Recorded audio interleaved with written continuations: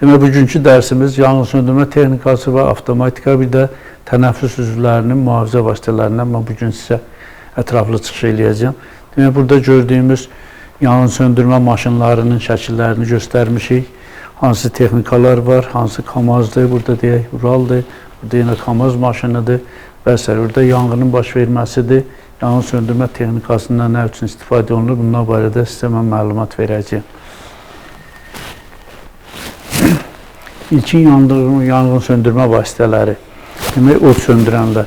Bu, baxdığımız şəkildə gördüyümüz yanğın söndürmə vasitələri, demək, əvvəllər köhnə binalarda, yəni SSRİ-nin vaxtından tikilmiş binalarda, demək, bu cür yanğın söndürmə vasitələrindən istifadə edirdilər. Yəni, köhnə binalarda bu cür yanğın söndürmə vasitələrindən istifadə edirdilər. Aşağıda gördüyümüz, baxın, o yanğın söndürmə lövhələri bu şəkildə abadlaşdırılırdı və binaların çıxışında, yaxud da giriş hissədə, girişə mane olmayan yerlərdə yerləşdirilirdi ki, hər hansı bir hadisə baş verəndə, binada yanğın baş veribsə, cəmaatın çıxışına mane olmasın. Demək, yanğın söndürmə lövhəsində hansı alətlər olur? Gördüyümüz kimi birinci lapatkadır, qarmaqlı, demək, lomdur, o yaşayın içərisində qumdur. Qum ona görə qoyurlar ki, onun içərisində torpaq töksək, torpaq, demək, havada, demək, nəmişlikdən, yəni rütubətin təsirindən bərkiyə bilər, lazım olan vaxtı biz onu oradan götürə bilmərik. Burada bəziləri göstərilməyib, demək, orada həm də vedrə, balta, bu kimi ləvazimatlardan da istifadə olunur. Onun böyük tərəfində, yan tərəfində görürsünüz, orada balaca yanğın söndürmə balonu da göstərilmişdir ki, bu da yanğın söndürmək üçün ilk ləvazimatlardandır. Lakin indi bilirsiniz ki, texnika inkişaf etdikdə, indi təzə tikilən binaların əksəriyyətində deməli, bu cür bina daxili yanğın söndürmə kranlarından istifadə olunur. Baxın, burada gördüyümüz kran hazır hidraporla işləyən, yəni hazır yanğın söndürmə kranlarıdır. Əgər binada hər hansı bir yanğın baş veribsə, yanğın söndürən gələnə kimi, əgər miqyası genişlənməyibsə, yanğın söndürmə maşınları gələnə kimi, demək, biz bu cavabdeh şəxslər bu yanğın söndürmə vasitəsindən istifadə eləyə bilərik. Bu şlankda yığılmış harızda borudur. Demək, borun baş tərəfindən tutub çəkirik, lazım olan yanğın baş vermiş yerə. Ventili açan kimi, demək, kranı açan kimi avtomatik su gəlir. Bir hardasa yanğın baş veribsə, onu təcili sürətdə, deməli, keçidə bilirik. Yəni, yanğının sahəsi çox geniş vüsət almamış, biz onu keçirə bilirik. Üstə göstərilən yanğın söndürmə vasitələridir. Bunların hamısı binaların, yaşayış binalarının, yaxud idarə binalarının, universitetlərin, ali təhsil müəssisələrinin, orta ümumi təhsil məktəblərinin hamısında, demək, çıxışa mane olmayan yerlərdə qoyulur. Hər mərtəbədə, hər küncdə olur ki, lazım olanda, deməli, həmin yanğın söndürmə vasitələrindən istifadə edirik. Bunların bəzilərinin içərisində 4 xlorlu karbon, bəzilərində toz şəkillidir. Yəni, istifadə eləmək üçün üstündə, demək, qarmaqdır. Qarmağı dartıb çıxarırıq. Çıxartdan sonra həmin, demək, əl tutacaq yerini möhkəm sıxırıq. Sıxan vaxtı içərisindən toz şəkilli, yaxud da köpüklə qarışıq, yaxud karbon qazlı, yaxud su tərkibli, deməli, vasitələr var ki, bunların vasitəsi ilə biz həmin yanğınların geniş vüsət almaması üçün istifadə edib onları təcili sürətdə keçirə bilirik. Yanğınların səbəbləri. Yanğınlar hansı səbəblərdən baş verir? Bax, burada şəkillərini göstərmişik. Deyək ki, birinci şəkildə siqaret çəkilməsi nəticəsində, demək, içəridə hər hansı bir şəxsdir, deyək ki, alkoqol qəbul edib, yatıb, əlində siqaret, deməli, yana-yana düşüb xalçanın üzərinə. Burada bir müddətdən sonra, demək, yanğın baş veribdir. Yanğın baş vermə səbəblərindən birinci elə bu siqaretin yanılı şəkildə evdə olmasıdır. Burada meşədə, deyək ki, gəliblər istirahət eləməyə, yaxud da dincəlməyə, orada deyək ki, nəsə ya pişiriblər, ya nəsə çay qoyub içiblər. Yanğını burada, demək, yandırıblar. Sonra keçirməmiş, üz döndərib çıxıb gedirlər. Bu gedəndən sonra külək vurur. Külək vurması nəticəsində, demək, meşədə böyük bir, balaca bir qığılcımdan böyük bir yanğın əmələ gəlir. İkinci, demək, məişət əşyalarının taxılı vəziyyətdə elektrik şəbəkəsinə qoşulması nəticəsində, yaddan çıxıb qalması nəticəsində baş verir. Birinci göstərdiyimiz demək, qızdırıcıdır, elektrik qızdırıcısı. Bunda qısa qapanma baş verirsə, uzun müddət taxılı qalırsa, yaxud qısa qapanma baş verirsə, demək, yanğın baş verə bilir. İkinci, bu dəqiqə cəmiyyətdə ən acınacaqlı hal, demək, mobil telefonlarının Çin istehsalı olan adapterlarla telefonların demək, elektrik cəryanına qoşulmasıdır. Bunlar bir köhnə öz orijinal adapterları demək, taxılı vəziyyətdə olsalar da belə qorxulu deyil. Ancaq Çin buraxan demək, istehsalı olan adapterlar telefon yaxud qızdırıcılar qızan vaxtı atmırlar, yəni reli aralamır. Ondan böyük bir, balaca bir demək, qığılcımdan böyük bir yanğın əmələ gəlir. Sonra burada demək, məişət avadanlıqlarıdır, deyək ki, bu ketirdir, pilətədir, yağla olan qızdırıcıdır, televizordur. Əgər biz bunları elektrik xəttindən demək, taxılı qoyub hansı bir yerə gediriksə, demək, bilir ki, elektrik 220 voltla işləyir. Olar ki, xətlər bir-birinin qırılıb, bir-birinin üstünə düşməsi nəticəsində 220-dən yuxarı qalxıb, yuxarı volt əmələ gətirə bilər, 300-380-də qalxa bilərlərsə, bunlarda partlayış nəticəsində, qısa qapanma nəticəsində demək, böyük bir yanğın hadisəsi baş verə bilər. Bu da yanğınların baş vermə səbəblərindən biridir. Biz bayaq qeyd elədim başlanğıcda, bizim dərsimizin ikinci hissəsində qazdan və yaxud tozdan mühafizə respiratorlardır. Yəni, tənəffüs üzvlərini tozdan yaxud qazdan qorumaq üçün olan demək, xüsusi mühafizə vasitələri. Demək, birinci şəkildə gördüyümüz RÖ60M demək, respiratorudur. Bu zəhərli havaları, zəhərli maddələrdən demək, insanların tənəffüs orqanlarını qorumur. Bu ancaq tozdan yaxud da aerozol qarışığı maddələrdən demək, tənəffüs üzvlərini qorumaq üçündür. Bu ancaq ağız və burun nahiyəsinə taxılır, ağız və burun nahiyəsinə taxılır və orada ancaq demək, burun tənəffüs, ağızda tənəffüs orqanlarını qorumaq üçündür. Bu biri RPG-67, bu da onun başqa bir növüdür. Bu da deməli respiratorlara aiddir. Sadə sistemə malik respiratorlardır. Demək, nəfəs alma, bir də nəfəs vermə klapanlarından ibarət. Nəfəs alma, nəfəs vermə klapanlarından ibarət sadə bir cihazdır. Aşağıdakı yüngülləşdirilmiş respiratordur. Bu respirator indi də mağazaların əksəriyyətində satılır. Yəni, hər bir kəs bundan əldə eləyə bilir. Adətən fəhlələr, yəni tikintidə işləyən fəhlələr, yaxud ev təmir edən fəhlələr istifadə eləyirlər bundan. Yəni, hər bir adamın tanıdığı, gördüyü respiratordur, yüngülləşdirilmiş, yəni sadələşdirilmiş respiratordur. Bunun quruluşu demək, başa geyilmək üçün qaytanlardan ibarətdir, rezinli qaytanlardan ibarətdir.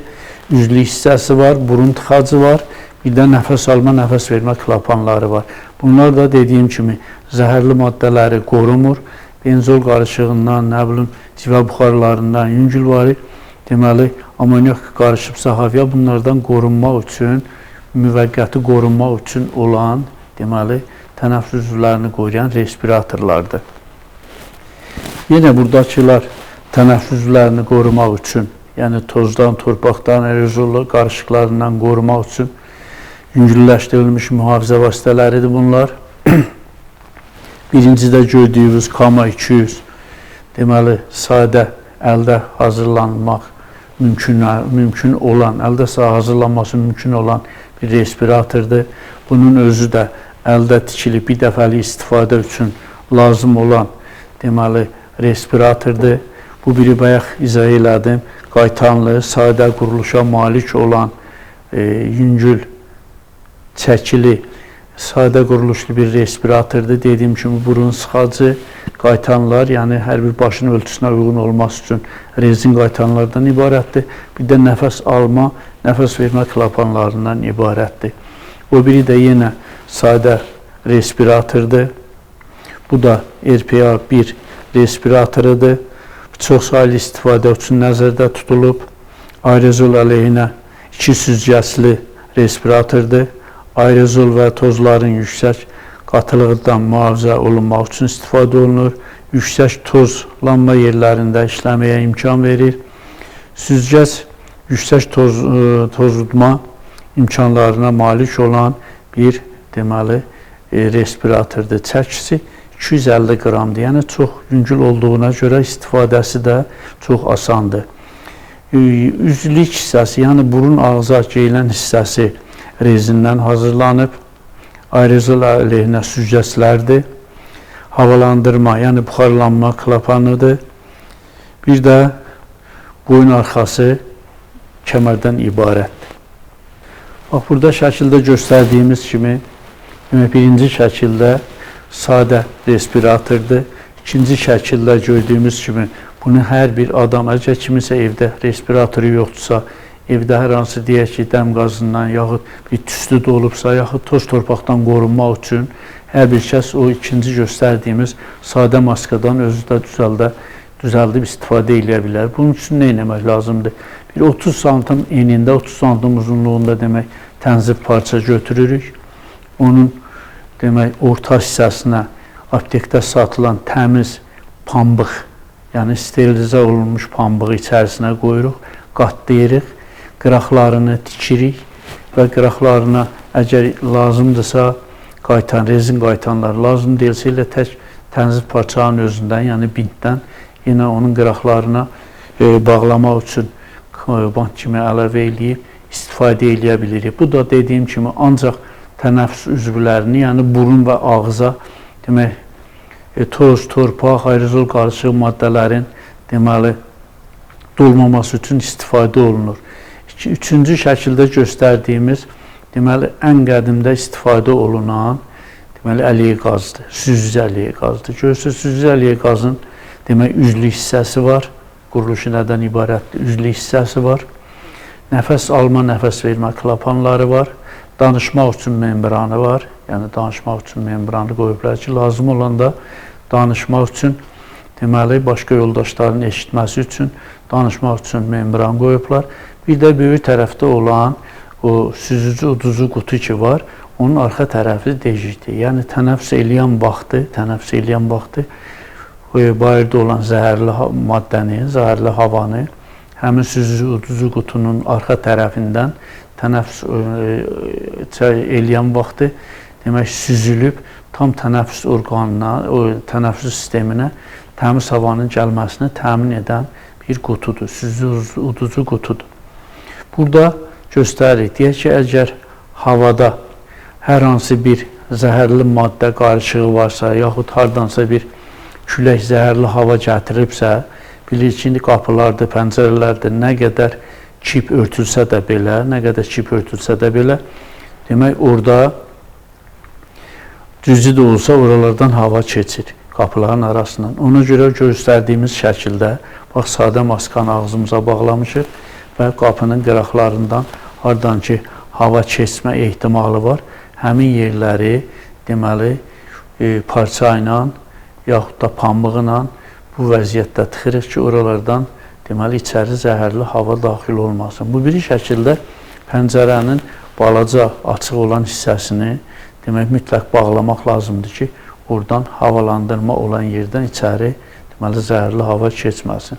Əgər bunların heç biri yoxdursa, yaxud varsa havada uzun müddətli deməli güclü təsirli zəhərləyici maddələr yayılıbsa, biz mütləq deməli özümüzü qorumaq üçün şəhərdə olan, yaxud binamızın yaxınlığında, yaxud binanın alt qatlarında, yəni zirzəmilərində olan deməli sığınacaqlara getmək lazımdır. O birinci şəkildə görürsünüz sığınacaqdır. Demək, gəliblər sığınacağa. Sığınacaqların quruluşu müxtəlifdir. Yəni 300-500 nəfərlik sığınacaqlar var, 500-1000 nəfərlik, 1000-dən yuxarı olan sığınacaqlar var. Əgər 300-500 nəfərlik sığınacaqdırsa, deməli 2 mərtəbəli ilə kravatlar, taxtlar qoyulur. Yaxud 1000-dən yuxarıdırsa, orada 3 mərtəbəli kravatlar qoyulur. Birinci mərtəbədə, yəni oturmaq üçün, birinci mərtəbə oturmaq üçün nəzərdə tutulub. Deyək ki, çoxlu insan eyni vaxtda sığınacağa daxil olur. Onu da qeyd edeyim ki, sığınacağın qapıları 2 qatdan ibarət olur. Niyə 2 qatdan? Demək, birinci qapını açıb biz içəri girən vaxtı bizlə bayırda olan zəhərli havada bizlə bərabər küləyin istiqamətində yaxud özümüzlə bərabər içəri daxil ola bilər. Ona görə birinci qapını açıb daxil oluruq içəri, örtürük qapını, qalır 2 qapının arasında. 2 qapının arasında deməli süzücü ventilyasiya sistemi sülh dövründə əvvəlcədən demək quraşdırılıb.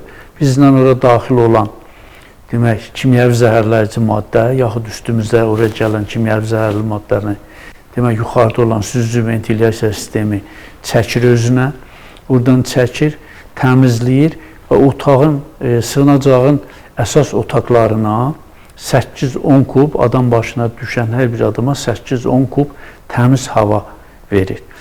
Demək, sığınacaqda bundan başqa sanitar qovşağı, ondan sonra tibbi və ləvazimatlar saxlamaq üçün yerlər, içəridə xidmət edici manga olur, baxır demək sığınacağın böyük kiçikliyinə. Əgər balacadırsa 300-500 nəfərlikdirsə, orada 6-8 nəfərlik xidmət edici manga üzvləri, yəni bunlar ondan yanadır ki, içəridə sığınanlar üçün əgər içərisində xəstəsi varsa, uşağı varsa, hamilə qadını varsa, bunlar nəsə istəyən vaxtı içəridə onlara qulluq eləsinlər. Demək, içəridə tibbi ləvazimatlar olur. Bayırda deyək ki, hər hansı bir adam tənəffüs eləyib, yüngülvari zəhərlənib, gəlib sığınacağa, orada demək, həmin xidmət edici, xidmət edici həkim qrupası həmin insanları, zəhərlənmiş insanları nə edirlər?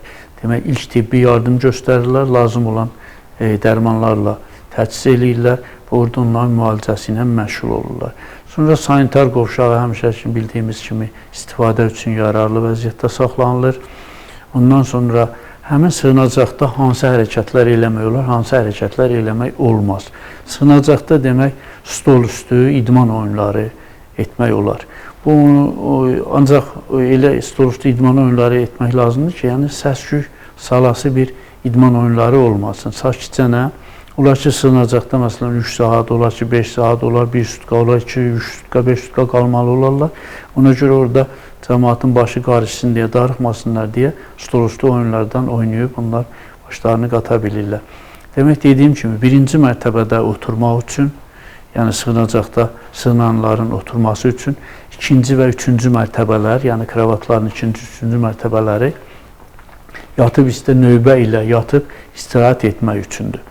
Demək, bu, orada sığınanların demək, görəcəyi işlərdir, yəni səs-küy salmamalı, bir də birinci mərtəbədə oturmaq, ikinci, üçüncü mərtəbədə isə uzanıb istirahət eləmək üçün nəzərdə tutulan o nədir, ləvazimatdır. Sonra gəlir, sığınacağın əsas otaqdan başqa əlavə otaqları olur və əlavə otaqlarda nələr olur? Bayaq dediyim kimi, ərzaq saxlamaq üçün demək, soyuducular. Ərzaq saxlamaq üçün soyuducular. Ərzaq hansı ərzaqlardan istifadə etmək olar burada? Demək, o ərzaqlardan istifadə etmək olar ki, o ərzaqlardan demək, konservləşdirilmiş, yəni uzun müddət saxlanılası olan ərzaqlardan. Deyək ki, konservləşdirilmiş ətdir, konservləşdirilmiş balıqdır. Ancaq çörəyi nəm halda demək, burada saxlayıb kiməsə yedirtmək olmaz. Çünki nəm halda olan çörəyin üstündə 1-2 gündən sonra o dəqiqə demək, çift köbələri əmələ gəlir. Əgər hər hansı bir insan onu yesə, o dəqiqə zəhərləyər. Ona görə bu sığınacaqda deməli, ərzaq məhsullarının içərisində saxlanması suxarilər, yəni çörəklərin qurudulub saxlanılması demək, baş verir.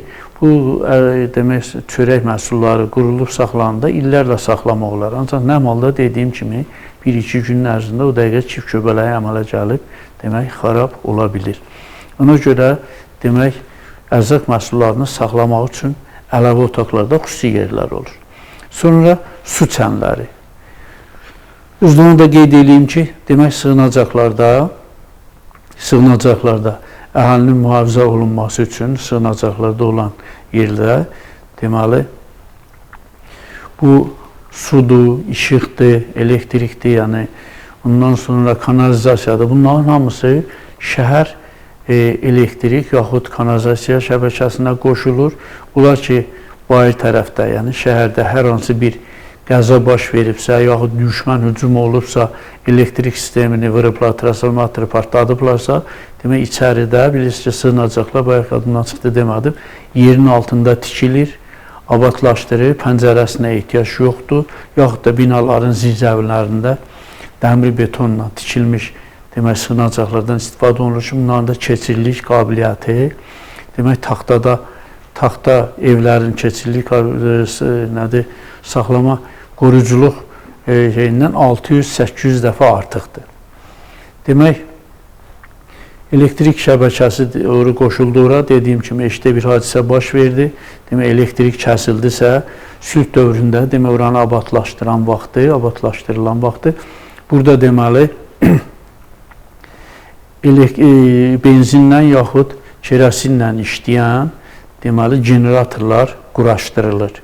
Ancaq bir şərtlə ki, bu generatorlar işıq keçən kimi avtomatik işə düşməlidir. Avtomatik işə düşməlidir, çünki sığınacaqlar yerin altındadır, heç bir yerdən işıq düşmür ora. Qaranlıq olmasın, bəzi adamlar bilirsiniz ki, qaranlıqda narahat olur. Deməli, ora birləşdirilməli avtomatik, işıqlar keçən kimi özü avtomatik işə düşməlidir. Ancaq bir məsələ var ki, burada onun deməli tüstü trubası, borusu mütləq nə iləsə birləşdirilib bayıra çıxmalıdır. Əgər bayıra çıxmasa, o generator içəridə biz istifadə eləsək, 5-10 dəqiqədən sonra onun tüstüsündən, trubasından çıxan deməli o dəm qazı o dəqiqə otaqda olan insanları zəhərləyə bilər. Ona görə də biz onu mütləq sülh dövründə bu cür quraşdırmalıyıq. Buradakı şəkildə baxın göstəririk. Demək, bəzi benzavoz deyirik də, benzin daşıyan, yaxud kerosin daşıyan, yaxud zəhərli maddələr daşıyan maşınlar var, sisternalar var. Bu maşınlar deməli, belə zəhərli maddələri, təhlükəli zəhərli maddələri daşıyarkən mütləq ağızları çip bağlanmalıdır ki, daşınan vaxtı kimyəvi zəhərləyici maddələr istidə buxarlanır, buxarlanma getdiyi ərazini deməli, buxarları ilə zəhərləməsin. Ona görə bu şəkildə göstərmişik. Deməli, sternanın ağzı açıqdır, sürücünün xəbəri yoxdur, ağzı açılıb, orada olan kimyəvi zəhərləyici maddə ətrafa yayılır. Bu da demək ki, qıraqda olan deməli, insanları demək, tənəffüs orqanlarına o dəqiqə təsir edib, onları zəhərləyə bilər. Demək, tənəffüs üzvlərini mühafizə edən demək, əleyhi qazlar iki cür olur. Əleyhi qazlar tənəffüs üzvlərimizə müdafiə edirlər. Bunlar iki cür olur. Biri süzücü əleyhi qazlardır, bir də təcrid edici əleyhi qazlardır. Bundan başqa sənaye tipli əleyhi qazlardan da istifadə olunur. O sənayede işləyənlər üçündür. Ən çox bu dəqiqə yayılmış süzücü tipli əleyhi qazlardır. Bir də təcrid edici əleyhi qazlar. Demək, təcrid edici əleyhi qazla süzücü əleyhi qazın orasındadır ki, təcrid edici əleyhi qazda DRG3 aparatı birləşdirilir. Yəni, lazım olanda kimyəvi zəhərləyici maddə olan yerə girəndə bu özündən deməli təmiz oksigen buraxmaq qabiliyyətinə malikdir. Təmiz oksigenlə deməli insan tənəffüs eləyə bilir. Süzücü əleyhi qazları da bəy orada dediyim kimi qazdan, tüstüdən mühafizə etmək üçündür. Deməli, çox güclü təsirli zəhərli maddə olanda onlardan deməli qorunmaq mümkün olmadıqda, yəni süzücü əleyhi qazla həmin zəhərli maddələrdən qorunmaq mümkün olmadıqda mütləq təcrid edici əleyhi qazlardan istifadə olunur. Bəzi əleyhi qazlarımız da var ki, onlar oksigen tipli, yəni oksigenli əleyhi qazlardır, oksigenli əleyhi qazlar. Bunlar yəqin ki, çox adam özü də görüb, hər hansı bir binada yanğın baş verəndə tüstü ilə zəhərlənmiş, yaxud içəri tüstü dolubsa, yaxud dəm qazı dolubsa, həmin xilas edicilər, yəni Fövqəladə Hallar Nazirliyinin xilas ediciləri həmin oksigenli deməli əleyhi qazları geyib, buradan arxa tərəfdən ventili var, açıb, ancaq ora deməli təmiz oksigen balonundan oksigen gəlir. Bundan istifadə eləməklə özümüzü xilas eləyə bilərik. Diqqətiniz üçün təşəkkür edirəm, sağ olun.